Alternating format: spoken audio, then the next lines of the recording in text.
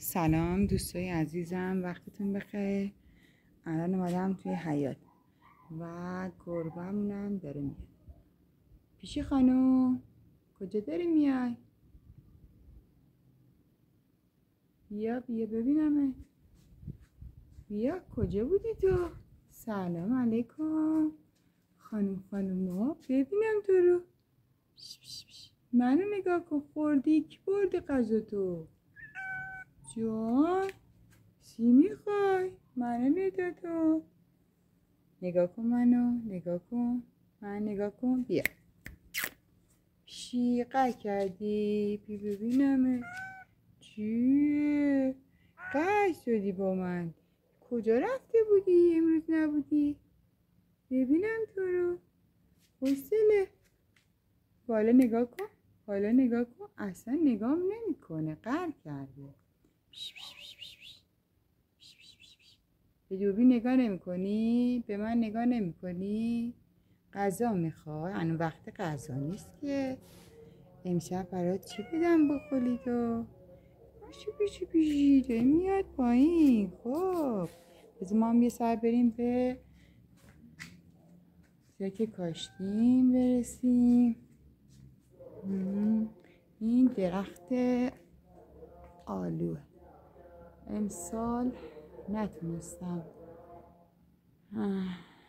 هرسش بکنم به خاطر اینکه واقعا داغ پریاه بدجوری کمرمو خم کرد و بارش امسال خیلی ضعیف بود. البته به خاطر باد شدید و طوفانایی که این چند شبه اینجا بوده تمام میوه ها و باراش ریخته زمین. اینا رو ببینید، تمام آلوهاش ریخته زمین، همه آلوها ریخته زمین. بعد خواستم بهتون بگم اینجا رو کلا نشای فلفل کاشتم. من نزدیک بهتون نشون بدم. اینا فلفلای تند، بعد فلفل دلمه‌ای بالا تا اینجا 4 تا فلفل دلمه‌ای، بعد اینا فلفلای همدونی توپله با اون دوتای اون کنار. یکم کود ریختم تو باغچه. البته این چند روزه که هوا خراب بود بدجوری باغچه رو ریخته به هم. و اینا هم نشه های گوجه است. خیلی باد شدید و سرمای بدی بود تو این چند روز، همشون کج شدن. اینم گوجه خوشگل ماست، خیلی ناز خاکی شدن، همشون باید بهشون آب بدن. این خیار، اینا نشه های خیارن. اینم خیاره، اونم خیاره، اونم خیاره. این جعفریایی که میبینین این وسط هم ماشاءالله بوتهاش خیلی بلند شده بودن، از پارسال مونده بودن تا الان. اونم که کنار در اومده از دونه های آلوی خود درخت افتاده پایین و خودش در اومده و ماشاءالله بلند شده. البته یکی دیگه هم اینجاست که کنار گوجه است، یکی دیگه هم اون بره. اونم که درخت کجا رفته؟ اون پشت درخت نارنجه، ولی امسال نمیدونم هنوز سبز نکرده. 2 تا درخت نارنجن که اونجا بودن، نه حالش بودن البته، اینم درختش. و اینم گل خوشگل ما و اینم مورچه‌ای که داره خوشگل روی ای جانم قربون خدا بشم. مورچه خوشگله، ببین چجوری میره. ای جان بیا بیا بیا بیا ببرم. نترس، کجا افتادی؟ اینم گل خوشگلمونه، گل خوشگلمونه. چرا مورچه ها رفتن رو گلا؟ ای وای، ببین چند تا مورچه هست اینجا، دوباره مورچه هم اینجاست. این گل خوشگلمونه ماشاءالله. گلی قنچه داده امسال، بزرگ شده. اینم قنچه گل منه. دوباره دیگه قنچه داره، یه قنچه دیگه هم اینجا داره. و اینم درخت مو. پارسال یه نهال کوچولو بود، اندازه همینقدر بود. ماشاءالله الان امسال بلند شده، بزرگ شده و اینجوری که میبینین همینجوری اومده میریم عقب، میایم بالا. اینقدر شد. ماشاءالله خیلی بزرگ شد. یعنی نهال کوچولو تو یه سال قد رشد کرد ماشاءالله. آره بتونم میخوام بقیه باید تا فردا احتمالا دیگه هوا خوب میشه. کل باغچه رو باید شیار کشی کنم، را آب بدم. عزیزم کجا پیشی اومده تو باغچه. پیشی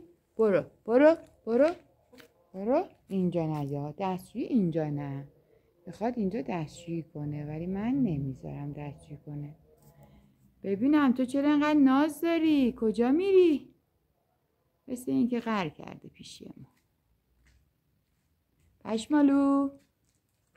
پشمالو رفت پشت درخت قایم شد. واقعا قهر کرده. این نباید اینجوری باشه. اینم گازای منه که باهاش غذا درست میکنم، جوجه میزنم، سبزیجات سرخ میکنم و کاری که انجام میدم. اینجا تو روستای ما واقعا هوا عالیه، خیلی خوبه، خیلی قشنگه. درست دیوارایی که هم ریخته است دیگه، اینا خونه های قدیمی روستاست و حال هوای خودشو داره. کجا رفت پشمالو نمیدونم کجا رفت، قایم شد. و این هم از آسمون آبی و خشکه. گفتم این درخت ها اینا هرس نکردم یکی که خوش شده. آسمون آبی و خشکه دیگه. از پرنده که پرواز میکنه. این از حیات خونه منه و اینجا دستشوییشه. بچه به چیزی بهتون بگم. خب خیلی خوب میترسم ولی نه، من شب تنها خودم اینجا میرم دستشویی و حتی شبا میام تو حیات میشینم و اینم شیلنگ آبه که به باغچه آب میدم. بله خب یکم ترس داره ولی دیگه نمیترسم واقعا. از اون موقع که دخترم پریا رفت دیگه واقعا از هیچ چیزی نمیترسم. هیچ چیزی برام ترس نداره، هیچ چیزی برام دیگه مهم نیست.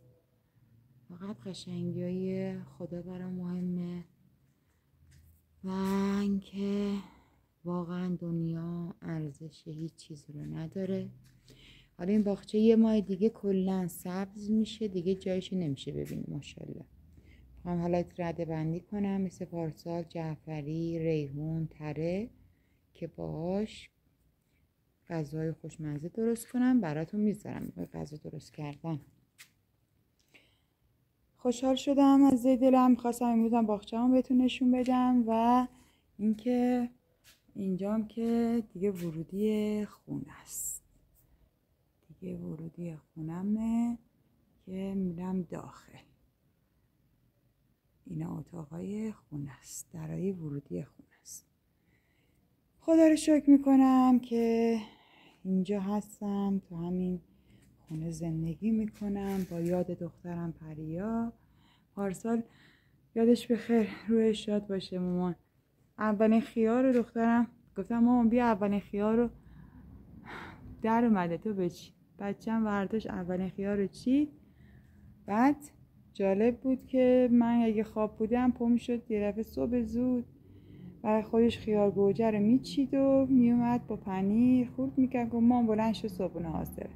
جاتون خالی میومدیم توی همین بالکن جا پهن میکنم. میگم سرما این یکی دو روزه تموم بشه جا پهن میکنم اینجا و میشینیم. عصرونه میخوریم، صبحونه میخوریم، شبا تا 3 شب بیداریم. ولی الان دیگه بیدارم، دیگه بیداریمی ندارم. نمیخوام ناراحتتون کنم دوست کنم ولی داغ جیگرسوزیه، خیلی جیگرسوزه. با امید روزهای شاد و خوش برای همه دوستای گلم، همه عزیزای گلم. آفتاب داره غروب میکنه، داره از اینجا میاد کم کم بچرخه و بره این آسمون آبی خوشگل خدا، بره سمت مغرب. روزگارتون خوش باشه، در پناه خدا باشین دوستای گلم. لطفاً سابسکرایب کنید و برام پیام بذارید. شاید آرامشی باشه، شاید میگه حتما آرامشی برای دلم و اینکه حمایتم کنید تا بتونم حداقل کمی از دردهای زندگیمو کم کنم. خوش باشید عزیزان. یا علی.